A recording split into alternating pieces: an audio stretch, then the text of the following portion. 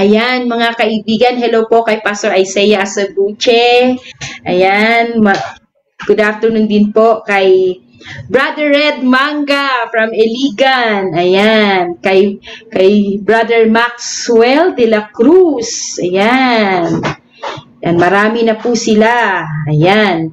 So sabi po dito, sabi ni Ate Mila, nandito din ang mga taga-Lipa. Ayan, hindi lang pala taga-Bawat Batangas ang nariyan, mga taga-Lipa. Hello sa lahat ng mga taga-Lipa Batangas at sa lahat ng mga taga-Pasig, ladies. Shout out kami dito, West Ika-Ika, West Campus. Ayan, hello sa mga guro ng Ika West Campus. Ayan. Ayan, hello din kay Ate Mini Estrada, syempre sa pinsan ko, si Dr. May Kiachon, at kay Ate Leia Punsyon, kay Pastor Ruel Lopez. Ayan, so, ang ganda dito ng sinabi ni hello kay Sister Mini Estrada, at syempre, sa aming mga avid viewers mula pa sa US of A, Brother Richard and Sister Jonalyn Nenyalga. Ang ganda ng sinabi, sabi ni Sister Jonalyn, ay maganda pong topic yan, rebellion to submission. Sabi naman ni Pastor Walter, tayong mga kabataan, pasok! Ayun! Ang saya talaga dito sa daily life sharing. Ang sabi ni Brother Richard Ninyalga, ang rebellion daw to submission ay NPA at pagsuko. Ayun, di ba? Oo nga naman, dati di ba? Tayo ay walang no permanent address tayo. Ngayon, nagsumuko tayo, nagsumuko tayo sa Panginoon. Nagkaroon tayo ng new permanent address at iyan ay sa Panginoon. Diba? Galing, diba? So ano po para sa inyo? Ayan, ang ganda nung sinabi ni ni Sister Jonalyn din. Ang sabi ni Sister Jonalyn Ninyalga, rebellion versus submission, end-to-end point po ng 180 degrees. Pagsuway sa Lord versus pagsunod sa Lord. Yan, amen po. Ayan. Sabi naman ni Pastora Mavic, as per Google, rebellion is the action or process of resisting an authority, and submission is the action or fact or accepting or yielding to a superior force or to the will or authority of another person. Ayan. Ayan, dahil rebellion po, sabi ni Pastora Jo Hernandez ng Bawan, Batangas, rebellion is insubordination. Yan. Hello sa kumari ko. Yan, from Binyan, Laguna. Kay Maring Hazel Ahero. Ayan, magpatuloy kang manood, Mare. Huwag kang bibitaw. Napakaganda ng ating pag-uusapan ngayong hapon na to. At alam ko, sa puso mo, ikaw ay mapapagpala. Yan. Sino po pa ang may dyan? Sabi ni Sister Ria, mga 40 na daw po ang mag-aasawa. Ria, ha? Ayan, Sister Cathy Uy. Ayan, good afternoon din po, Pastor Leo Kip-Kip. Yan. Ano pa po ang inyong mga kasagutan, mga kaabangers? Yan. So, sino po ba ang inyong naaalala pag pinag-uusapan ang rebellion versus rebellion to submission? Ako po ang naaalala ko dyan ay ang buhay ni Haring David. Diba? Nung panahon, diba si Haring David ay a man after God's own heart. Diba? Pinakamalapit sa puso at talaga naman ang kanyang paglilingkod, ang kanyang pagsunod sa Diyos ay hindi talaga matatawaran. Pero kung nakikita natin doon sa 1 Samuel chapter 13, if I'm not mistaken, nagkaroon doon ng isang malaking pagrebelde sa puso pagre-resist sa puso ni Haring David nung kanyang masilayan ang kagandahan ni Bathsheba. Diba? Dahil nagustuhan niya ito at alam niyo, umabot siya sa point, diba, na yung si Urias, yung asawa ni Bathsheba, diba, umabot siya sa point na talagang binalak niya na patayin. Diba? Binalak niya talaga yung kamatayan ni Urias. At alam nyo, doon sa 1 Samuel chapter 13, kung hindi ako nagkakamali, ay meron doong sinasabi na na parang meron doong kwento na may isang mayaman, may isang mahirap na nagkataon na may nanghihingi na kung kanino yung hayop na nakakatayin, di ba? At ang sabi ay ang kakatayin ng mayaman ay yung nag-iisa na lang na pag-aari ng mahirap, di ba? Tapos nag-react ngayon si Haring David. At alam nyo sino ang nagpaalala sa kanya? Si Nathan, ang kanyang best friend. Diba, na anak ni Haring Saul. Sabi ni Nathan, di mo ba alam na ikaw yung dinidescribe dyan? Minsan tayo gano'n, no? Yung dahil sa ating puso na mapagrebelde, diba? Minsan talaga nagnanais tayo na kunin yung mga bagay na hindi natin pag-aari. Diba? Mga bagay na hindi karapat-dapat na maging atin. Diba? Pero salamat dahil kahit kailan ang Diyos, hindi tayo iniwan, di ba? Hindi niya tayo talaga tinigilan. Ang Diyos hindi siya lumayo sa atin. Tayo talaga yung lumayo. Yung puso natin na punong-puno ng pagre-rebelde, punong-puno ng pagnanasa. Yun talaga yung kasalanan talaga natin ang nagpahiwalay sa Panginoon. No? Dahil doon sa kasalanan na yun, no, naging rebellious tayo. Pero ang Diyos talaga, siya talaga ay Diyos na mahabagin. Nahabag siya sa bawat isa sa atin. At nagpapadala talaga siya ng mga tao na magpapaalala sa atin ang ginawa nating mali. Papaalala talaga sa atin. Katulad ni Haring David, nang pinadala ng Panginoon si Nathan, pinaalala sa kanya na ikaw ikaw talaga ang tinutukoy dito. At alam nyo, nung marinig ito ni David, diba, parang nagising siya at sa kanyang pagkakagising, nagsisi siya. Ang maganda lang talaga kay David, nung magsisi talaga siya, taos talaga sa puso niya yung kanyang pagsisisi. At kasabay ng pagsisisi na yun talaga, sinabi niya sa puso niya, sa sarili niya, pinangako niya rin sa Panginoon na ako'y susunod sa iyo, Lord. Ako'y susunod sa iyo, Panginoon. Tayo din naman, diba, na binago ang ating mga puso ng Panginoon. Diba? Katulad ko, hindi na ako lalayo, diba? Dati naman talaga ako, konting patotoo lang. Rebelde rin naman ang puso ko. Nag-uumalma din. Pero salamat dahil nang ako'y kinatagpo ng Panginoon.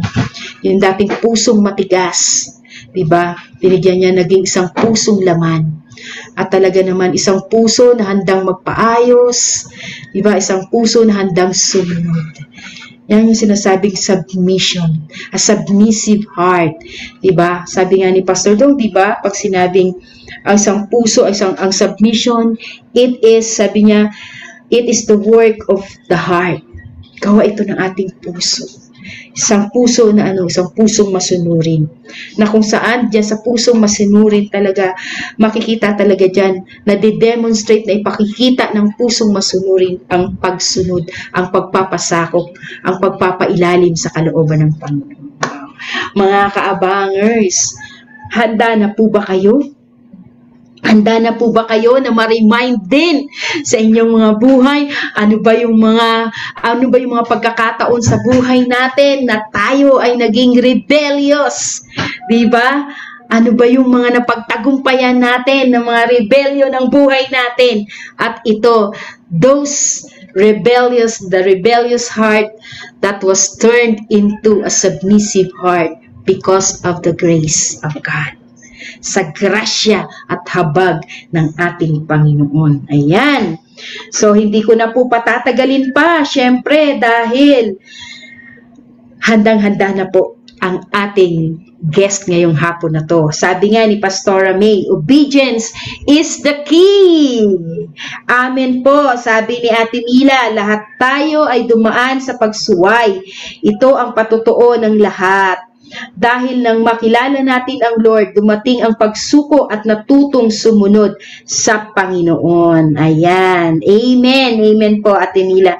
Submission to God's will, sabi naman ng aking pinsan na si Dr. May. Ayan. So, sabi naman ni Pastor Mavix, si Pastor Ruben Manga po ang naalala ko sa rebellion. Gusto pabagsakin ng gobyerno ng Pilipinas, ngunit nang nakilala ang Panginoon, nagpasakop, sumunod, nagpakumbaba at naging faithful. Ayan, sabi naman ni Pastora Jo Hernandez, si Cain, isa ring example ng may rebellion spirit. Tama po. Yan, tama po kayo. Ayan. Good afternoon po kay Pastora Mika, kay Pastora Ella Luna. Ayan, ang Angandanan. Ayan. Wag na po nating patagalin. Siyempre po. Inip na o kinakabahan. Mga kaabangers, makikita natin kung siya ay na-excite o kinakabahan. Alam niyo po ba na ang ating panauhin ngayong hapon na to ay sa batang-bata po siya. Siya po ay 24 years old, pero siya po ay isang engineer, electrical engineer.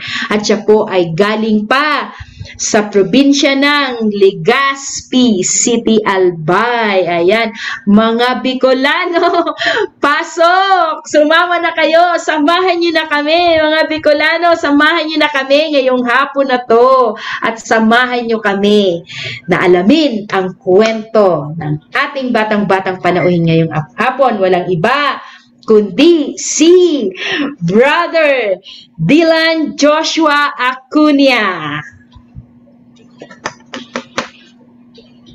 Hello. Ayan, hello. Blessed afternoon po, mga ka-abangers. Ang tipid naman bumati ni Kuya Dylan. Kuya Dylan, baka may mga kaibigan ka na nanonood, na mga in-invite. Mga friends mo, family members, churchmate. Ayan, hello po. Medyo excited po kasi, pinakabahan, pero of course, nandun po nang iba po yung excitement natin. So, hello po sa mga mga taga-Legazpi, mga taga-Bicol. So, ayan po, I'm here. Nandito na ako ngayon sa TV din, charot. Sige nga, Kuya Dylan, bumati ka nga sa dialekto mong Bicolano. Dialect. Sige po. Maray na hapon po sa Indong Gabos na mga taga-Bicol dyan, mga taga-Legazpi, taga-Albay. So, I hope na nandyan kayo nakasubay, yaon ka mo nakasubaybay. So, okay, di ka mo masupog, mag-comment dyan, mag-react, and i-share nyo na rin yung yung live natin, diba? So, ayun po. Wow, parang sabi, dili masugbo, wag kayo daw mahiya. Huwag kayong mahihiyang mag-comment. Ayan, sa mga kaibigan ni Brother Dylan, kapamilya at ka-churchmate, pasok! Ayan! Alam nyo ba na kayong masigit na nakakakilala kay Brother Dylan? At syempre, alam ko na marami rin kayong mga katanungan na gusto pang, marami pa kayong gustong malaman kay Brother Dylan. Kaya, ang ating pong comment box ay yan po ay malayang-malaya po kayo diyang magtanong. Ayan. Magtanong, mag-comment, mag-react. Ayan. Brother Dylan, sigurado ka wala ka nang nalimutan, ha? Ayan. Siyempre naman, Brother Dylan, hindi lang sapat na ikaw ay makilala namin by name. Siyempre gusto ka pa naming makilala ng mas malalim pa. Sino po ba si Brother Dylan? Sino po ba ang inyong mga magulang? At siyempre ang inyong mga kapatid, ilan kayong magkakapatid? Pang-ilan ka sa magkakapatid? At kamusta? Kamusta ang kabuhayan at pagpapalaki ng iyong mga magulang sa inyo? Ayan, po mga ka-abangers, po. By the way, ako nga po ulit ayan, Kuya Dylan. You can call me Kuya Dino. Yun po yung yung pinakang talagang nickname ko. So lumaki po ako ng Legazpi talaga sa Albay. So yung mga magulang ko po, si Mami taga Antipolo. Yung daddy ko talaga ang taga Antipolo. So yung mami ko po si Cheryl Acuña. So po siyang housewife. And then yung daddy ko din po is jeepney driver. So by the way, ako po yung panganay sa aming tatlong magkakapatid. No? Puro po kami mga lalaki. Ayan po. 24 po ako, and then yung sumunod sa akin 22, tapos yung bunso is 9 years old. So ayan po, kami pong magkakapatid, talagang since mga lalaki po kami, di ba po, usually talagang makukulit po yan, mga pasaway, talagang mahilig po yan magrambulan at mag-aaway. Kaya typical na tawag dito, pagpapalaki ng mga magulang, talagang yun po, sunod, dinisiplina po kaming magkakapatid na maging magalang, rumispeto parati po sa mga nakakatanda. Tsaka alam niyo po yun yung mag-aral lang mabuti, sumunod lang sa mga pinapagawa sapagkat yung mga aral na binibigay nila o yung mga iniutos nila sa atin or especially sa amin po ay hindi naman nga nakakasama. So tinuruan po kami maging tapat, mabuti, magkaroon ng tamang asal, gawa ng, alam nga po nila na pag mga lalaki talagang natural po yung pagiging pasaway, yung pagiging barumbado, ganyan po. So, doon po kami pinalaki. Actually po, lumaki rin po kami sa pamalo, yung ganun, na talagang pagdidisiplina po nung panahon. So, ayun po, tsaka natuto rin po kaming sumunod sa mga iniutos lang nila sapagkat yun nga, yung mga iniutos po nila at pinapagawa naman sa amin ay mabuti naman at para naman sa ikabubuti namin. So, ayun po. Wow, alam niyo po, sabi ni Brother Dylan, sabi po ni Pastor Joe Hernandez ng Bawan, Batangas, ay ako niya po pala kayo. Ang mother ko po ay ako niya din. Si Pastor Joe Hernandez po ng Bawan, Batangas. Ako niya din daw ang family name, surname ng kanyang mother. Ayan, so sinabi niyo po na ang inyong tatay, ang inyong mother is a plain housewife. May dalawa kang kapatid at kayong lahat ay lalaki. At ang inyong tatay ay jeepney driver. Parehas po tayo. Ang tatay ko rin ay jeepney driver. Ayan. Before. Ayan. Kuya Dylan, paano po ba ang maging anak ng isang plain housewife at jeepney driver?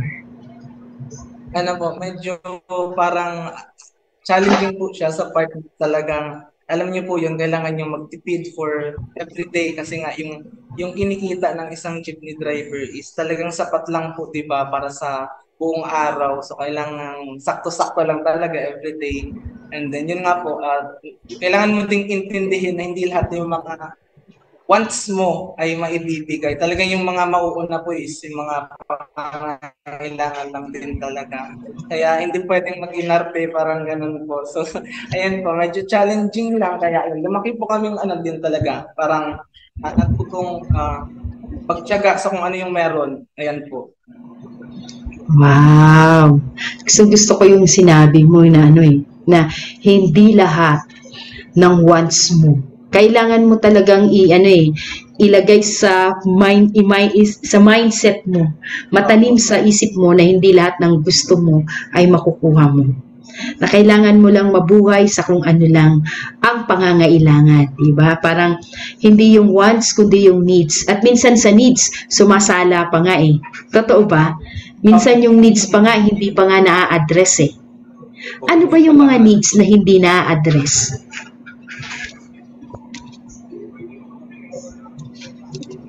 Ano po, siguro sa akin po, personally, kasi meron po akong heart na yung bang makaklose talaga sa tatay. So, andun po yung need na yun na sana makapag-banding ba ganyan. Pero yun po yung mostly hindi na ibibigay ng tatay ko. Gawa ng everyday nga po kailangan niyang pumasada. So parang ang talagang napoprovide niya lang is financial needs. Pero yung emotional needs din for me ay hindi niya talaga yun na ibibigay.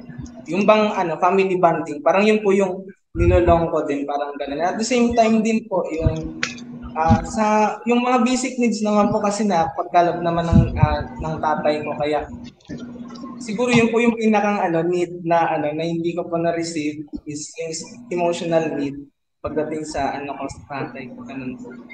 Wow! Galing, di ba? So, napakapalad mo kasi yung basic needs talagang naipo-provide ng magulang. Ibig sabihin, kahit mahirap ang buhay, hindi naman kayo dumating sa point na talagang sumasala kayo sa pagkain. Kumakain pa rin talaga kayo ng 3 beses isang araw. May kasamang merienda. Yun, di ba? Hindi gutom. Isang bagay lang ang talagang kanyang inasam, yung bonding, yung quality time ng kanyang tatay sa kanya. O nga, mahirap din talaga maging jeepney driver, kasi kailangan mong umalis ng maaga, magpasada, di ba? Kasi mas maaga, mas marami kang makukuhang pasahero. At kailangan mo rin umuwi ng late, 'di ba? Kasi yung mga sabi nga, 'di ba, yung mga rush hour, 'di ba, mas maraming pasahero 'yon. Ang rush hour sa hapon ay from 6 to 8 in the evening. Tama ba ako, Kuya Dylan? Kaya for sure yung tatay mo ay gabi na. Kuya Dylan, habang lumalaki ka ba, yung sinasabi mo na quality time na hinahanap mo sa tatay mo na talagang hindi na-address at parang hindi ka na-satisfy or let's say hindi talaga na-address. Nagkaroon ba ito ng epekto sa behavior mo, sa ugali mo bilang isang bata? Ano po, being vulnerable po, actually yes, kasi yun nga, hindi lang din naman po kasi yung need natin is based lang sa basic needs, hindi po ba? So yun doon, parang hindi ko ma-feel yung yung support ng daddy ko sa akin towards sa ibang bagay. Kasi nga po, wala kaming quality time, like pag need na pumunta sa school, of course, nandiyan naman po yung mami ko. Kaya lang, iba po diba yung feeling na yung, nandiyan din yung daddy mo. And even din po sa bahay, parang gano'n, naglulong po talaga ako sa quality time ng daddy ko. So yun po, nagkaroon siya ng effect for me na parang tawag ba ako ng daddy ko, parang ganun po. Yun nga, parang andun yung longing ko po sa kanya. So yun po.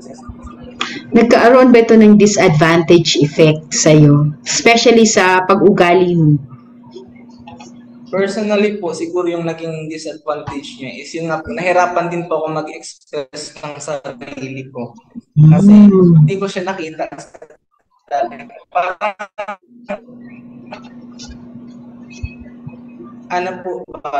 Parang yun nga, since hindi ko siya nakikita, hindi ko rin po siya daddy ko. So parang hindi ko rin po siya, kaya yung reason, kaya naging disadvantage siya. Doon na po nag-start yung pagiging tahimik ko rin.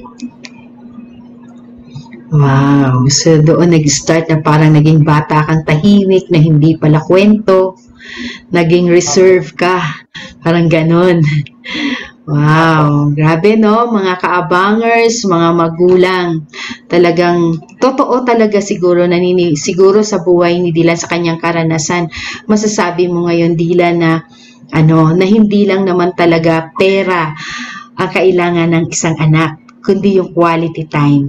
Mga magulang, isa po, napakaganda po ng unang aral natin na makukuha sa testimonya po, sa kwento po ng buhay ng ating panauhin ngayon.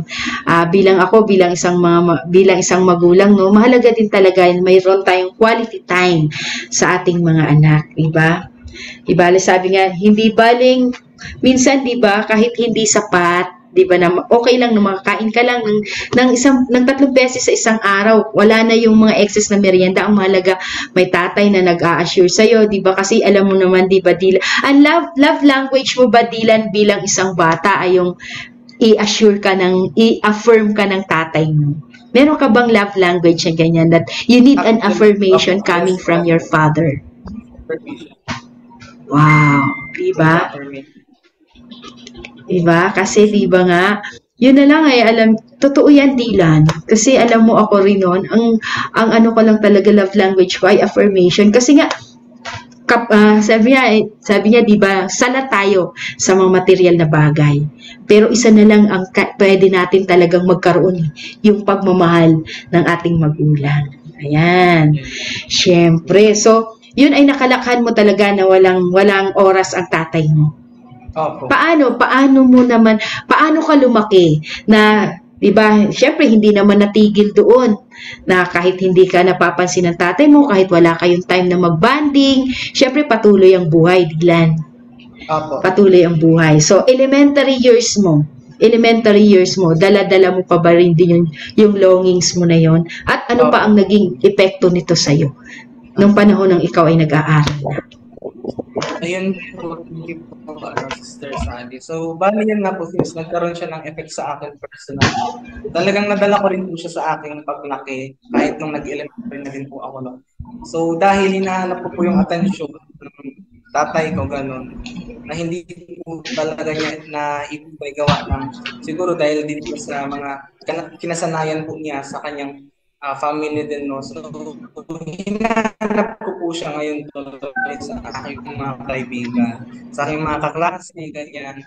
So, kaya natutuwa po ako every time na kapag nakakasama ko yung mga klase ko, yung mga kaibigan ko, nag-enjoy tayo. And nung elementary po ako, talagang napakatahimik.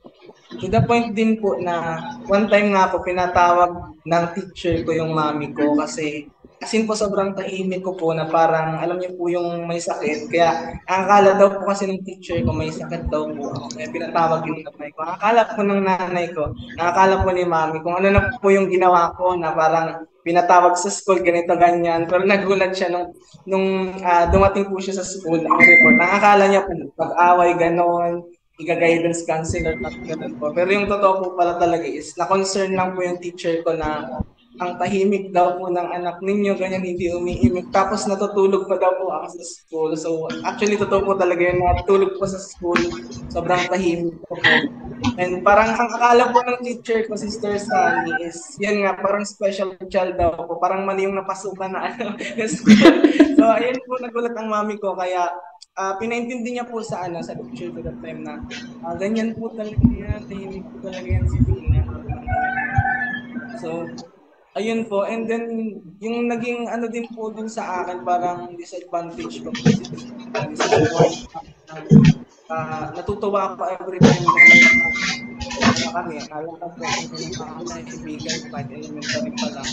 So dun ko na rin po, nung grade 3, dun ko na rin parang na-open ko sa scene, sa mga unang scene na nagawa ko, yung pagmumura, ganyan, mga salitang hindi ko kaalaala, kung ano rin natutunan. Actually po, kumaalala ko po, grade 3 po ako nung, di ba, ang bata pa po, grade 3. Imagine that, sa taong, yun, grade 3, nagmumura na po ako niyan. Tapos, yun po, dahil nga po tahimik, tapos napakalito din po talaga ng time na yun. So, kadalasan din po akong mag-uli. So, yun po, nakadagdag pa po siya, sisters, and ako sa pagbaba ng size. Grade 4 po ata yun, hanggang grade 5, na-experience ko po ang mag-uli. So, dahil nga po sa tahimik, parang sa tingin ng mga bata na din po na yun, is kayang-kaya po nila. So, parang weird, ganon.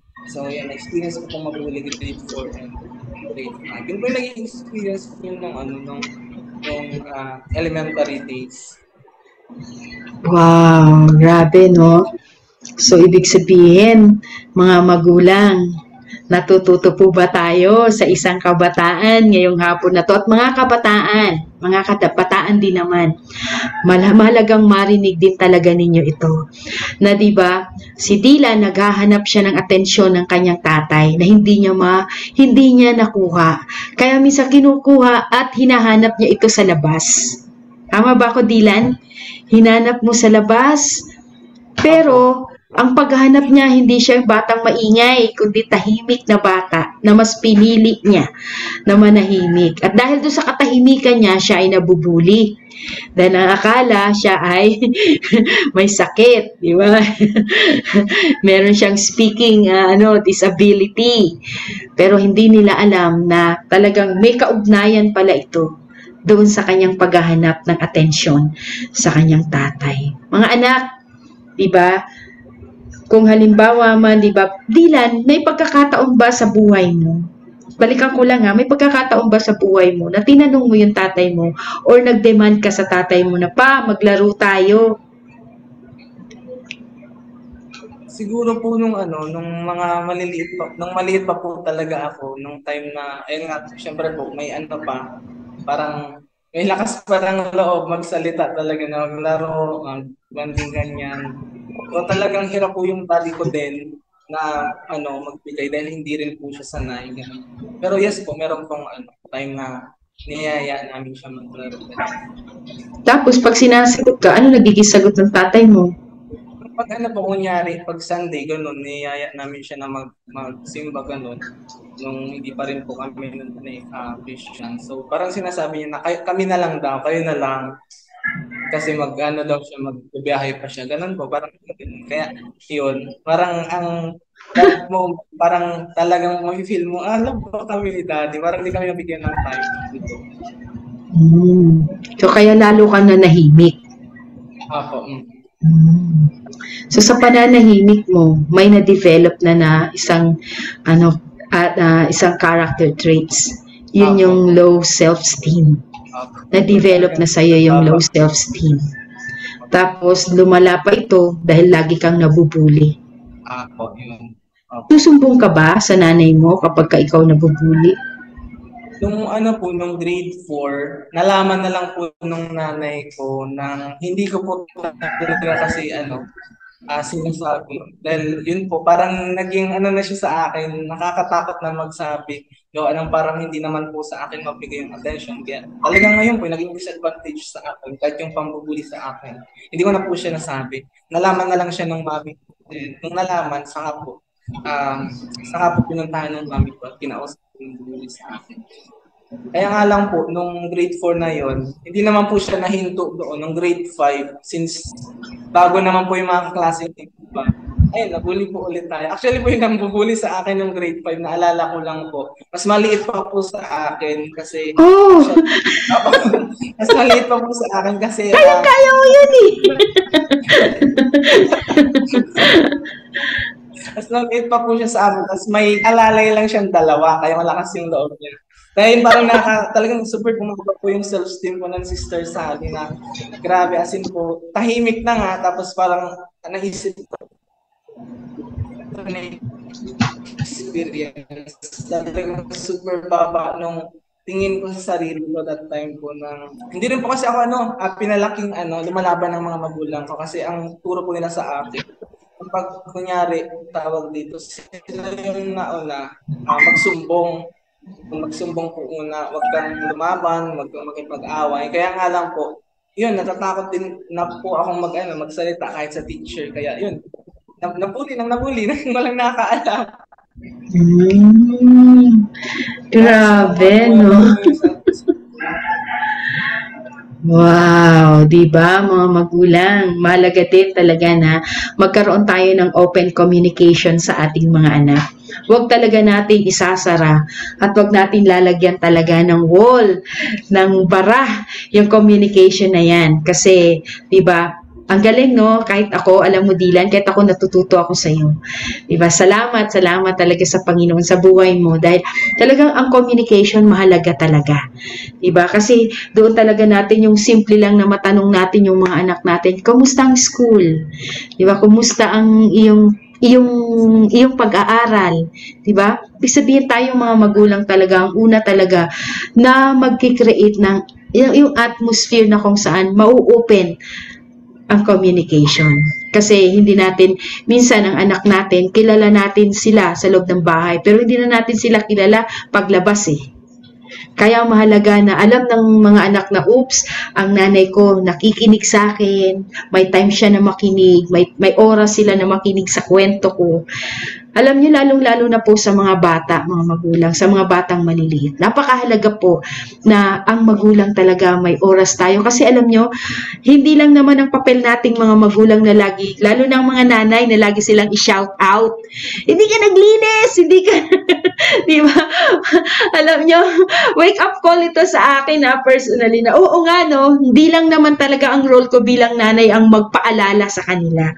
Isa pala sa role nating mga magulang ay yung makinig tayo sa kanila. Diba? Paminsan-minsan talaga, upuan natin sila at makinig tayo sa kwento nila, sa sasabihin nila sa atin. Kasi kailangan din po ng mga anak natin yun, yung may makikinig. At huwag nating hayaan ang ating mga anak kumuha at maghanap sila ng makakausap at taong makikinig sa kanila sa labas ng ating tahanan. Kasi doon sila maaring makontaminate. Wow! Natututo po ba tayo mga kaabangers? Ayan! Sabi ni Sister Crisel Nablo, kaya importante talaga bilang magulang na kinakausap natin ang mga bata at inaalam natin ang ginagawa nila maghapon. Yan. Tama po! True po yan. Yan. Yan, natututo na po tayo, sabi ni Sister Rose. So, tama sis, ang mga batang laki sa hirap talaga magsisikap, lalo sa pag-aaral, maabot lang ang goal. Unlike sa mga batang lumaki na maluwag sa buhay, kahit sa pag-aaral pa, easy lang. So, ibig sabihin, Kuya Dylan, yung elementary years mo, elementary years ng tahimik si Dylan. Pero tahimik na mapanganib kasi bakit pag bumubuka naman yung bibig niya, nagmumura, di ba? Bakit nga ba, Dylan? Bakit ganun? Bakit ganun yung sa halip na mga word of... May kinalaman ba to doon sa paghahanap mo ng word of affirmation sa tatay mo? I believe po talagang may effect po siya. Since parang gusto ko i-express po yung sarili ko, kaya lang hindi ko po alam kung paano. So, ang nangyari po, parang ang na-adapt ko is yung sa mga kaibigan ko na, uy, ganito pala nila i-express yung sarili nila. So, gayahin ko din, gawin ko rin kaya. Since hindi ko po siya nakalakhan sa magulang. No? Alam niyo po yun, yung kung ano po, di pa yung nakikita nung mga bata sa kanilang mga magulang. Ganun din po yung gagayahin nila. Though sinasabi po sa amin, sa bahay, na wag magmumura, wag gawin ito, kasi masama yan, ganito, ganyan. Gawa ng maganda naman po ngayon tinuturo sa amin. Kaya nga lang, yun po, ang naging effect is that mas nakikita ko siya sa ibang bata. So parang feel ko, parang ganito ata din yung way nila express yung self nila. So ayun po, yun yung naging reason kung bakit ginaya ko rin yung mga ginagawa nila. Imagine po nga naman talaga yun, napakatahimik. Pero actually, grabe magmura sa isang sentence. Mga limang mura yung naisisiksik. So, ayun po. Ito yung... Ang galing. Pinaalalahanan ng mga magulang, no? Sabi nga pinaalalahanan na magkaroon ng mga tamang asal at pakikitungo sa tao. Pero talaga na magulang, hindi sapat na sabihin talaga lang natin iyon. Kundi tayo din pala mismo, dapat kung ano pala yung sinasabi natin sa mga anak natin, tayo pala mismo ang magmumodelo nun. Di ba? Imomodelo po natin yung ating pong nais na ipagawa. Yung sinasabi natin, kailangan magkaroon ka ng maayos na pakikitungo sa kapwa mo. Pero hindi nakikita sa ating magulang ang maayos na pakikitungo sa ating mga anak. Tayo po talaga ang magmumodelo nun. Diba? Imo-model talaga natin sila. Huwaran kasi tayo ng ating mga anak, mga magulang. Oops! Mga magulang muna. Mga anak din naman, diba? Mga anak din naman. Maging maunawain din naman sa mga magulang, diba? At kahit minsan hindi nag-open ang communication, ang magulang natin hindi nangangahulugan na hindi tayo mahal ng ating mga magulang. Maring talaga sila lang talaga ay busy sa kanilang pagtatrabaho. Kaya tayo bilang mga anak, responsibilidad din naman natin na bilang mga anak na tayo din naman na mag-report, di ba? Duty din ng mga anak na mag-report sa mga magulang. So, kung hindi kayang mag-open ng communication ng mga magulang, mga anak, kayo ang mag-open ng communication. Di ba? Para iba ang nagsasama daw ng tapat, iba nagsasabi ng tapat, nagsasama ng maluwat. Ayan. So, yung elementary days mo ay napaka-boring. Tama ba? Na-bored ka kasi walang kwento, di ba? Wala kang kwento ng food. Meron ka rin ba? Opo. Kain, achievement. Talagang parang talaga yung elementary days ko din po. Parang typical lang din na student, pupil kasi naalala ko po nung grade 1, gusto po ako makatabi ng anak ng isang nanay. Kasi nga daw, parang ang bait ko nga daw gawa ng napakatayin. So doon po kami sa unahan. Dala. Actually, yung anak niya. Kaya parang ang bait ng anak mo, sinabi sa mama ko. Kaya ako yung gustong makatabi dahil ang bait daw ang tahimik. Kaya yung naalala ko lang. Kaya yun po. Hindi rin pa ako mahilig Sister San, join ng mga curricular activities that time. Kasi yun nga po talagang mahihain. Sabi ko, hindi ko yan kaya, ganyan, ganito. So, wala po. Actually, talagang aral lang, bahay, uwi. Naalala ko din po that time, parang nag-start na rin po doon yung pagiging, bumunting rebellious ko kasi nung pinapauwing maaga, dumadaan muna ako sa bahay ng kaklase ko. Kasi malayo po yung bahay namin mga around 45 minutes ko pong biyahe ng jeep bago makauwi. So talagang gabi na po ako nakakauwi, pero dapat maliwanag pa lang, nakauwi na po. Kasi syempre, elementary po eh. Pero gabi pa po ako nakakauwi niyan. Gawa ng sa bahay ng classes. So, parang good din start yung maliit na rebelde. Di ba? Without you knowing, nagsisimulaan ng magrebelde, di ba? Ayaw mo nang umuwi ng maaga kasi wala namang magulang na nagche-check, di ba? Wala namang tatay na nagche-check kung maaga ba akong umuwi o hindi. Ayun, nagsisimula na po mga kaabangers. Nagsisimula na ang tubuan ng sungay. Ayan, ang dila na walang himik. Diba? Ang akala ng lahat tahimik pero mapanganib. Ngayon, Dylan, kamusta naman ang high school life mo? Ayan, tahimik pa rin ba? Ayan po, Sister Sally. Diyan pong part, since high school po, di ba? Nag-aral po actually, malapit na lang sa amin. Malapit na po lang yung high school namin. So parang kaya siyang lakarin. Walking distance na lang po siya. Though may distansya pa naman po siya, pero kaya siyang lakarin. So, dyan pong time na yan, in-enjoy ko na po talaga yung life ko dyan since high school lang. Whoops! Pause! Pause din. Parang kinakabahan ako dyan sa enjoy na yan eh. Ano ba yung enjoyment na yan? Positibo ba o negatibo? Sige. Parang negatibo pa rin po ata eh. Sige, continue anak.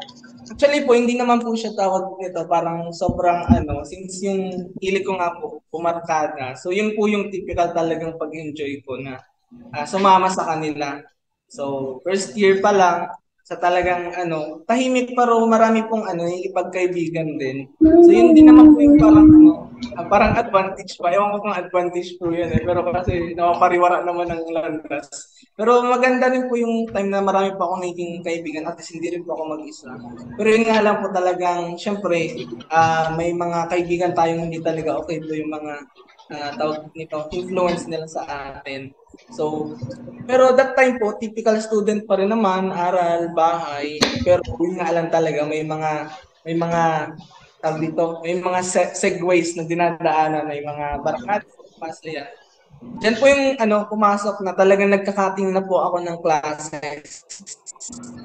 Salip na pumasok. And then, instead na gamitin yung perang binigay na baon para pangkain, ginagamit ko po siya pang computer, ganyan, mag-aaral. Kasagsagan po ng uso talaga yung computer games. So yung mga mga kabataan, di ba na mahilig talaga sa games. So computer games dati po yung uso doon.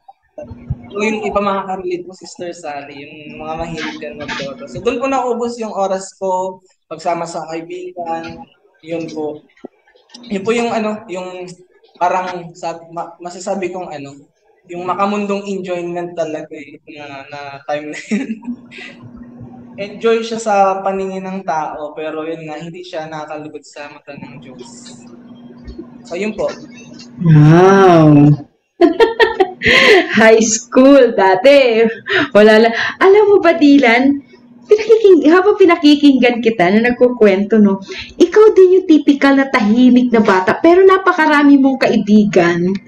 Paano mo sila nawiwin? Paano ka nagwiwin ng kaibigan samantalang napakatahimik mo? Kasi ang alam ko, pag tahimik na bata, diba, sila yung nag-isolate, diba, sila yung konti yung kaibigan, pero ikaw, kakaiba kang bata, no? Diba? Tahimik, pero ang dami mong kaibigan. Yung reason po niyan siguro, Sister Sally, parang yung iba po kasi, di ba, madaldal, tapos makwento. So parang there are times na parang nagkaka-disagree sila. Sa akin naman po siguro dahil parang natutuwa sila dahil parang wala masyadong disagreement pag ganun. Pag niyaya mo, go lang. Tapos, yan nga, since hindi nagsasalita, parang wala din akong pakialam kahit ano man yung ginagawa nila, ganyan. Sa iba po, di pa talagang sasabihan ka na, uy, ano man yan, ginagawa mo, ganyan, ganito, ganyan, ganito. Pero ako, since tahimik lang, parang nagugustuhan nilang kasama, since parang, mabilis lang hayain, gano'n. Tapos, walang mga anything na mga... Yun, doon ka pala. Ayun, doon pala yun. Kaya pala gusto ka ng mga kaibigan mo kasi pag niyaya ka, wala nang disagreement. Di ba? Yung sunod lang ng sunod, di ba? Parang feeling nila submissive ka sa kanila. Pero rebellious ka sa mga magulang mo. O di ba mga kaabangers, rebellion to submission, di ba?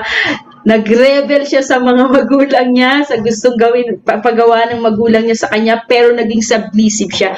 Pero kuy daw mga kaabangers, mali yun. Maling pagpapasakop yun. Di ba sabi niya, submission is not agreeing on everything. Hindi porke na ikaw ay nagpapasakop, ay okay na sa'yo ang lahat ng bagay kahit alam mong mali, di ba? Ganun ang nangyari kay Dylan. Kaya ang dami niyang nauwi ng mga kaibigan, mga kabataan. Kung kayo ay nakikinig ngayon, mag-ingat din kayo, di ba? Mag-ingat din kayo. Kasi, kaya minsan akala natin, love tayo ng mga kaibigan natin, gusto tayo ng mga kaibigan natin, pero obserbahan nyo rin, mag-ingat din kayo kasi baka mamaya, di ba, ginagamit talaga ng kaaway kung ano ang meron tayo, di ba? Kagaya ni Dylan, ginamit talaga ng kaaway, di ba? Ginamit talaga ng kaaway yung kanyang pagiging tahimik. Kasi ang akala, yung kanyang pagiging tahimik, yun ay pagiging submissive niya. Wow, sige Dylan, ano pa ang nangyari?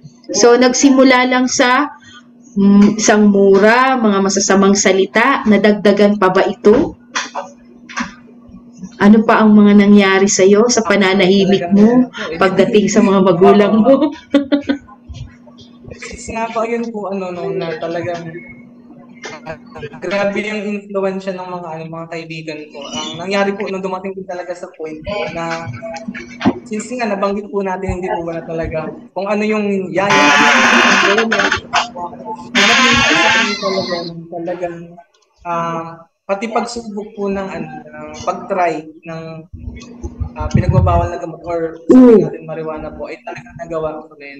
So yun po yung isa sa mga parang naging peak din ng rebellion ko sa mga magulang ko na hindi po nila nalaman. Actually hindi po nila yun nalaman not until nung alam niyo po yung time na nagkakaroon po ng tawag dito parang kumpisal dati sa school.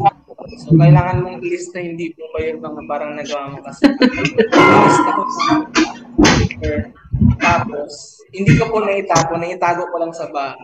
One time po, nag-leak ko ng bahay, nakita. Saka pa lang po nalaman yung ginawa kong kasalanan na yun. So, ayun po, yun po yung pinakang talagang napagalitan po ako, na-disiplina. At yun nga po, pero yun po yung parang peak ng rebellion ko. Pero hindi lang po yun din yung nagawa ko dahil sa influence ng kaaway, dahil sa pagiging tahimik ko po eh. Maging yung pag-udyok po ng kaibigan sa akin na mag-shoplift or magnakaw po sa isang mall, talagang nagawa ko rin po siya. Opo. Ang nangyari po nun, Sister Sally, is parang may bibilihin lang, then parang sinabi sa akin na hindi naman nakatingin yung yung tawag dito, yung kahera, yan, yung nagbabantay. Kasi tinitingnan di ba po muna yung item, sinusuot, ganon. Tapos, tinulak na po nila ako, tara na, alis na tayo, ganyan-ganito. So, ayun po, talagang hanggang sa nakaalis po kami ng mall nang hindi talaga binayaran yung item na yun. So, yun po yung pinakang mga greatest na nagawa ko pong rebellion towards my parents din. Ayun. Yun po yung mga, isa sa mga pinagsisisihan ko talaga nung time na nakakilala din tayo sa food. So, yun po, Sister Sandy. Yun po yung mga, mga kaabangers, paalala po, lumang buhay po ito ni Dylan. Yung kanya po kinukwento. Grabe, Nosh, umabot ka hanggang nagsimula ka lang sa paglalaro ng computer, tinikman ang drugs, marijuana, hanggang nag-shoplifting. Diba? Tahimik, akala ng magulang mabait, pero kumukulo na pala sa loob. Nag-uumalpas na pala sa loob. At dahil nga, napunta ka sa mga maling tao. Diba? Hinanap mo ngayon yung mga hindi mo nakikita at nakukuha sa loob ng bahay. Nagkamali at napunta ka sa mga maling tao talaga. Totoo talaga, no, mga kabataan. Mag-ingat po tayo sa mga pakikipagkaibigan natin. Tama ba ako, Dylan? 'Di ba? Kasi nga 'di ba, sabi nga 'di ba sa salita ng Diyos, 'di ba? Sa 1 Corinthians 15:30, 33, 34, parang sinasabi doon ni Pablo na nagwa-warning doon, nagbibigay ng babala si Pablo doon tungkol sa mga about bad companies that will corrupt our good character. Kaya nakita naman natin, okay na sana yung pagiging tahimik, mabait eh. Di ba? Kaya talaga hindi ibig sabihin mabait, may tama ang kanyang ginagawa. Hindi lang talaga sapat ang maging mabait. Mga kaabangers, hindi sapat ang maging mabait. Sabi nga, minsan yung itinuturing mong kaibigan, yun pa ang magpapahamak sa'yo. Sabi ni Sister Rose Socias. Tama po. Sabi naman ni Sister Mary Ann Gumad Ebreo, tama yan. Iba na nga mga kabataan ngayon, kung di sila makunik sa Diyos, ang karamihan nagre-rebelde sila. Diba? Simple lang ang pinanggalingan. Isang batang naghahanap ng atensyon ng ama. Lumalim ang kanyang paghahanap dahil hindi natugunan yung kanyang hinahanap. Hinanap niya sa labas at iba ang kanyang natagpuan. Kaya mga anak, pakiusap po kung kayo po'y mga anak ngayon na nariyan nanonood. Huwag po nating hanapin. Diba? Sabi nga, huwag po nating hanapin. Talagang manatili tayo sa ating mga magulang. Dahil ang magulang, kahit busy yan ay bahagi ng pagmamahal sa atin ng mga magulang. Diba? Hindi man nila maibigay dahil wala naman perfectong magulang. Mga magulang naman po, magkaroon po talaga tayo ng time sa mga anak natin. Time talaga, quality time talaga ang kailangan ng ating mga anak. Grabe, di ba? Kamusta? Natapos mo naman ang iyong 4 na taon sa sa high school. Natapos naman siya. Yes po, Sister Sally, natapos ko naman ako sa awa ng Diyos. Kahit na pasaway. Kasi nga po parang ang sa akin ng mami ko, yung banta niya sa akin, sabi niya, ikaw pag umulit ka ng taon, hindi ka na mag-aaral. So yun din po yung tawag sa isipan ko. So kahit nagpapasaway, kahit nagre-rebelde, sinusubukan pa rin na mag-survive sa school. So ayun po, buti na lang, natapos din naman po yung 4 years sa high school. Salamat sa Diyos. Syempre, nakatapos ka na. Kumusta naman ang kolehiyo mo? Ayan. Ano ang course mo? At natapos mo ba ito?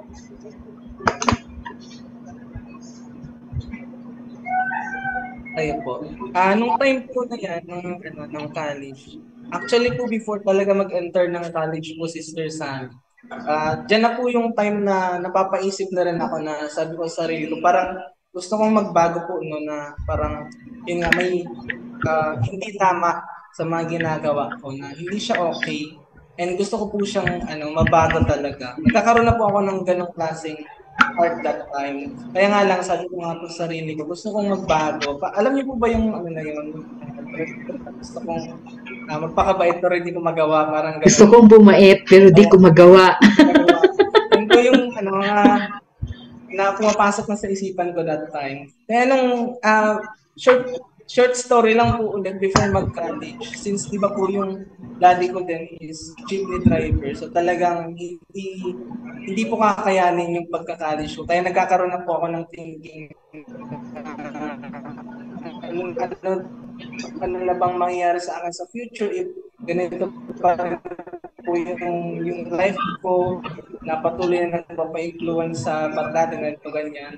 And then, one time, nagkaroon po na parang kumpulan yung mga high school classmates ko ng 4th year. And then, that time po, alam niyo po yung typical na mga estudyante, kapag may nagkukumpulan ng mga students, pupunta ka rin doon, sasama ka din doon. Sumama lang po ako, social lang din po ako doon na point mo yun. Yung palang point po na yun, nagpe-prepare sila, nag-usap-usap sila na pumunta sa DOST, sa Department of Science and Technology. Yan kung familiar po kayo. And gusto raw nila kumuha or mag-inquire of scholarship. So ito, long story short, napasama lang po ako doon, nag-inquire, tanong ng mga requirements, kung ano yung kailangan ipasa, ganito, ganyan. So, nagpapasa rin po ako. So,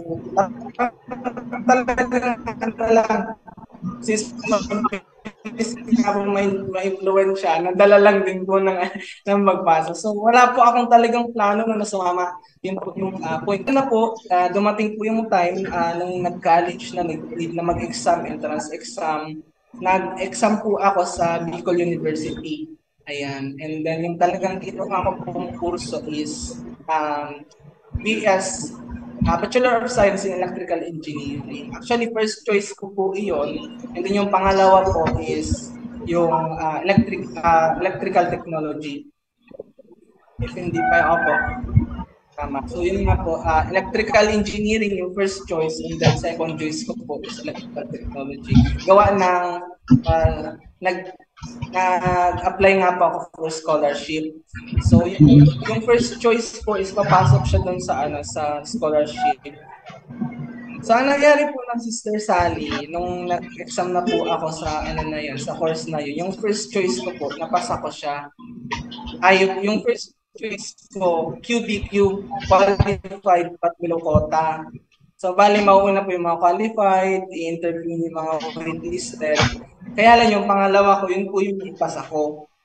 Talagang qualified siya. And isa rin po yung naging achievement ko noon, college life, nag-umpisa po yung college life ko. Kasi mahirap din po talaga nakakapasok sa Bicol University. And ang galing mo lang din po talaga kasi later on po i-share ko yung goodness ng Lord. Kasi ang galing lang po kasi sa second choice ko po, tawag dito, nakapasa po ako as in talagang qualified siya and pang top 9 po ako doon sa lahat ng pumasa. Wow. Kaya nga lang, ito po yung twist. Yung second choice ko po na electrical technology, hindi ko siya makukuha.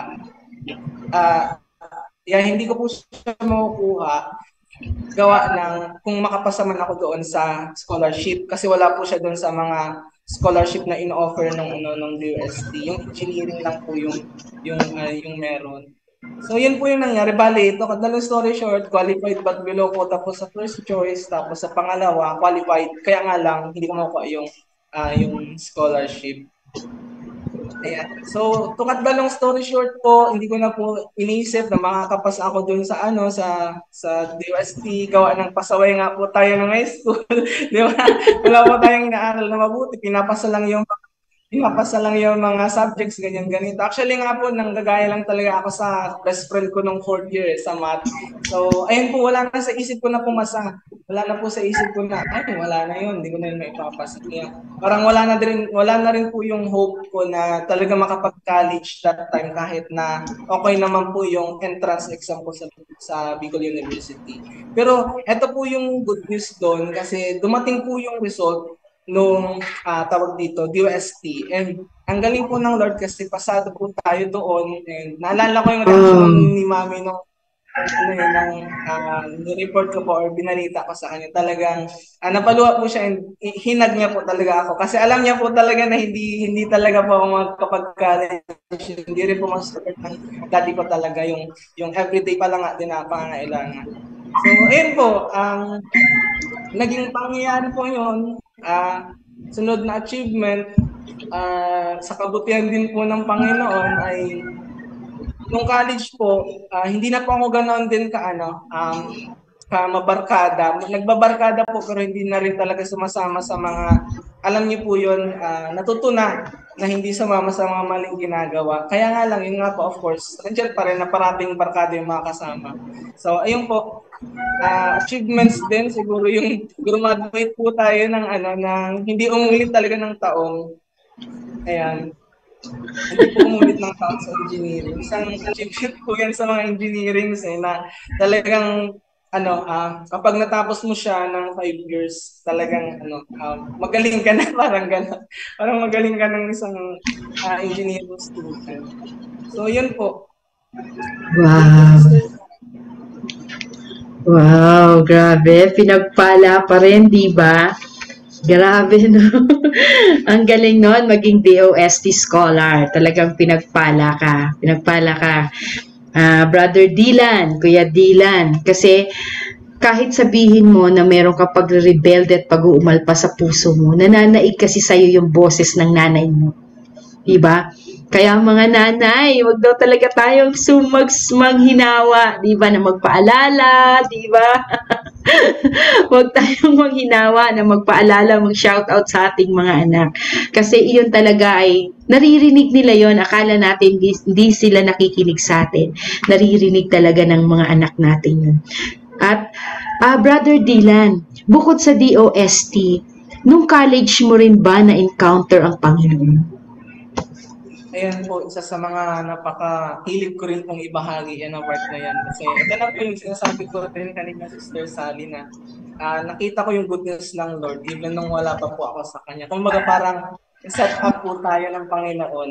Kasi ito na po yung nakilala ko po ang Lord nung second year college. So that was the time po na nakilala ko din yung friend ko. Actually, magkakilala na po kami ng first year pa lang. Pero yung second year college niya po ako, inimbitahan na magkaroon ng Bible study.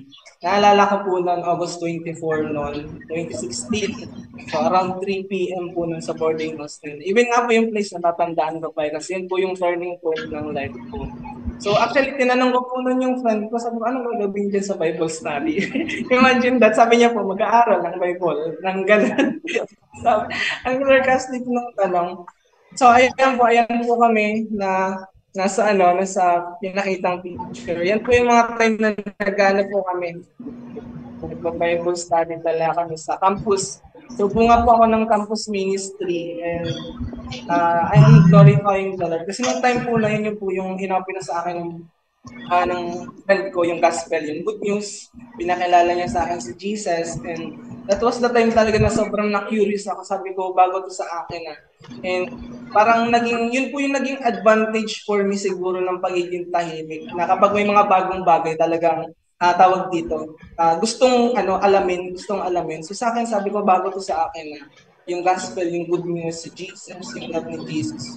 So that was the moment po din na talagang ina-accept ko si Jesus as my Lord and Savior at that moment, around 3 p.m. ng August 2016. So, ayun po Sister Sally, nung time po na yon, hindi ko pa po nare-realize na nasa po pala ako ng Panginoon.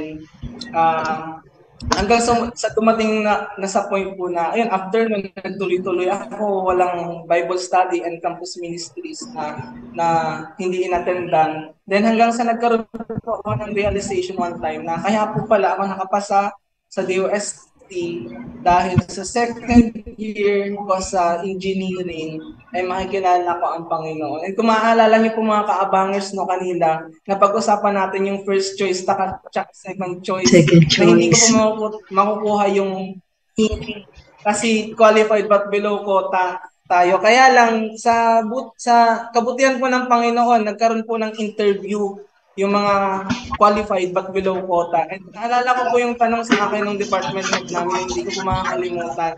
Sabi niya lang sa akin, bakit pinili mo yung engineering? And ang sagot ko po noon, nirehearse pa po namin yun ng mami ko, sabi yung isa sa dahil po, hindi ko makukuha yung scholarship ko po kung hindi ko yung kapatid ko. And ang galing po ng Panginoon kasi sabi lang po ng department head namin that time, ay galing scholar ka ba? Ay sige, pirman ko na yung and kapag lang story short po, doon ko na-realize na naging instrument lang po pala ng Panginoon na talagang ipag-kolehiyo niya ako, na-provide po siya ng scholarship. Dahil second year niya po pala ako nakatagpuin. So yun po yung talagang turning point ng life ko din, Sister Sally. And up until now, hindi po ako nagsasawang ibahagi siya sa mga kaibigan ko, sa mga nakikilala ko din po, to testify how good the Lord is. So yun po. Wow! Grabe no mga kaabangers. Mula pagkabata, he longed for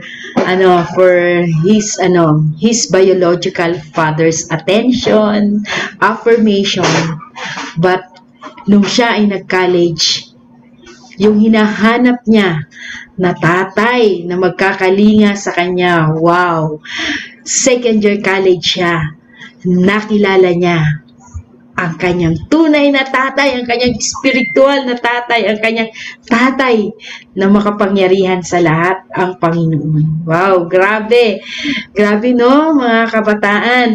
So, ang maganda rin naman sa iyo, anak Dylan, hindi ka naman talaga sabihin na kahit may pagre-rebelde sa puso mo, hindi ka nag-dwell doon sa nararamdaman mo. Kundi talagang nagpatuloy ka 'Di ba? Hinanap mo talaga kung saan ka mag-excel. 'Di ba? At ang maganda sa iyo, kahit sa pananahimik mo, nakikinig ka, at ang maganda rin naman, gusto mo ng laging bago. Kaya nang ipakilala sa iyo ang Panginoong Hesus, uy, bago to, at gusto ko to, yung bago na to. Yun, 'di ba? Hanggang sa hindi mo alam, ikaw ay nadadala na sa Panginoon, nag-i-enjoy ka na. Kaya naman sa mga katulad mo ng mga kabataan na nakakilala na sa Panginoon, alam mo, maganda itong marinig nila na talaga naman, di ba, pag nakilala mo ang Panginoon, wag mo talaga itong sarilinin, di ba?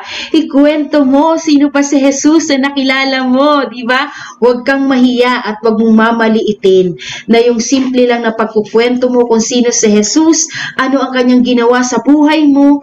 Simple lang na pagkukwento mo to sa kaibigan mo, hindi mo alam yung kaibigan mo pala na yon, di ba? Na-touch ang kanyang puso, na-touch ang kanyang buhay. At di ba, nagkaroon siya ng interest na makilala sino ba tong Jesus na pinakikilala sa akin ng kaibigan ko ito. Napakaganda, di ba, mga kaabangers? Wag po talaga tayo na mahihiya, di ba?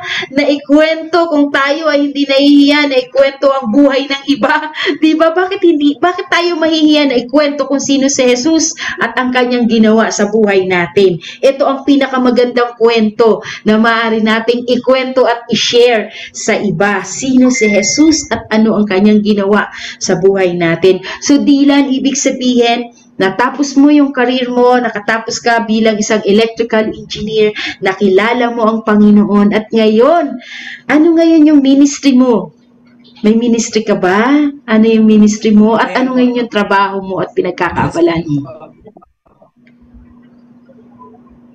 Actually po ngayon, Sister Sally, all glory to the Lord po, kasi it's not me na talaga, nakita ko po yung kabutihan ng Panginoon dun sa pagsama niya po sa akin sa journey ko sa engineering, kasi graduate po kami nung time. Actually kami po yung batch 2020 na graduate ng kasagsagan ng pandemic. Yes. Kaya papuri po sa Panginoon kasi nga kahit nung bumutok yung pandemic, yun nga lang, hindi po namin na-experience na lumakad sa sa stage.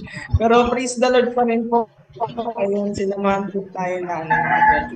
And ngayon po, ministry, nakakatuwa po ang Lord kasi hindi ko po napanaginipan o hindi po over things pinangarap na bigyan ng Panginoon or makita ang sarili ko na nagsasalita sa harap ng maraming tao.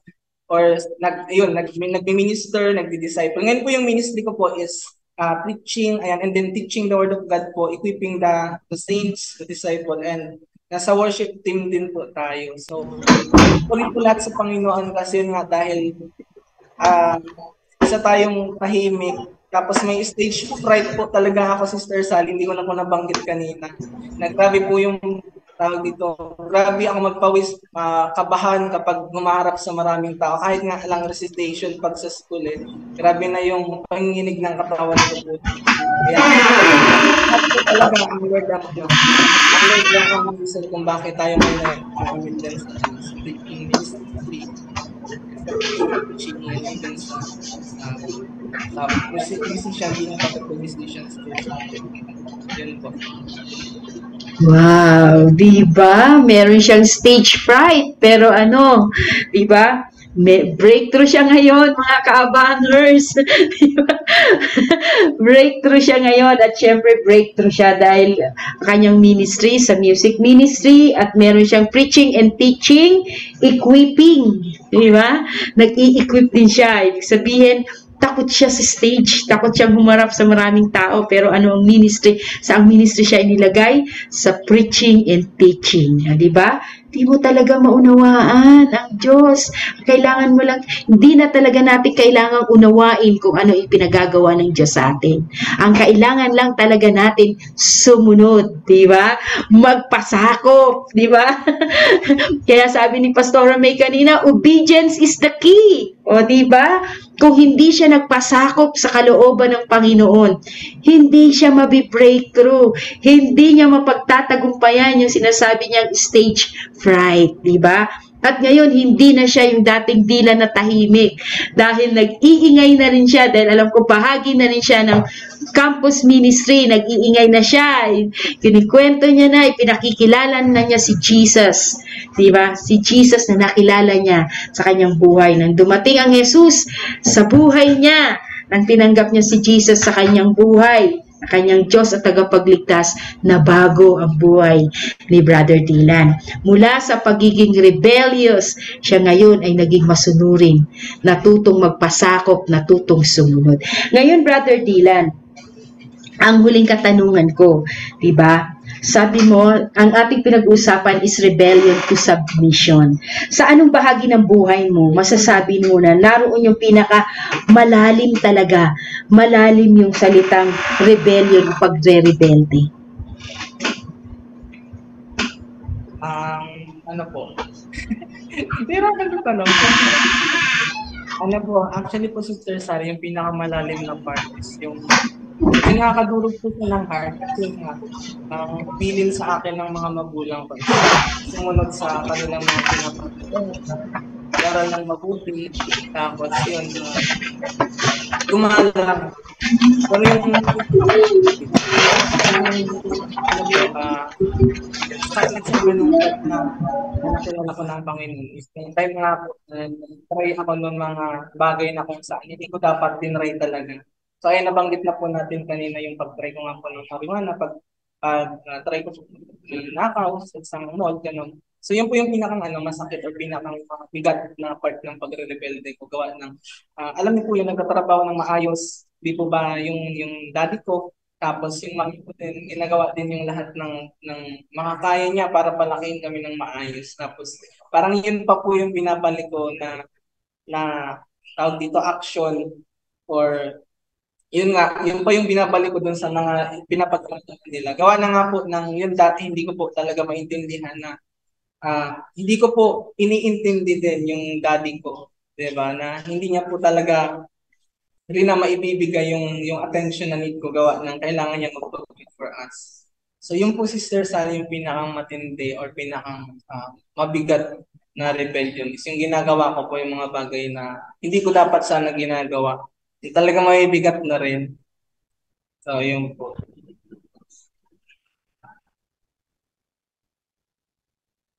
Nakamit ka pa po, Sister Sara.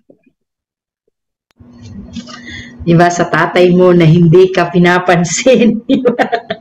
Nagdudulot ka ng hindi nila alam na binibigyan mo na, dinudungisan mo na kanilang pangalan. Diba?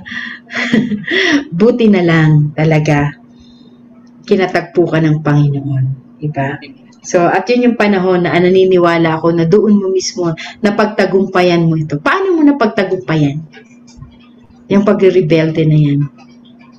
Ano po, personally talaga, kung sa sarili ko lang, hindi ko siya kayang pagtagumpayan kasi time pa po talaga, before ko pa makilala ang Lord, nasi-feel ko na rin na parang may mali. Kasi may po tayo, di po ba, may kaisipan tayo, may logical tayong kaisipan na alam pa rin po natin yung tama sa mali. Kaya nga lang, yun nga, hindi natin magawang magbago sa sarili lang natin. Kaya hindi natin magawang baguhin yung sarili natin. Kasi yung reason po pala is kailangan ko po ng, alam niyo po yun, kailangan ko po ng grace ng Lord, kailangan ko ng gabay ng Lord. So yun po yung naging kaparaanan for me para pagtagumpayan yun. Yung pagpapatuloy ko po sa Panginoon, unang-una pong reason po na yun.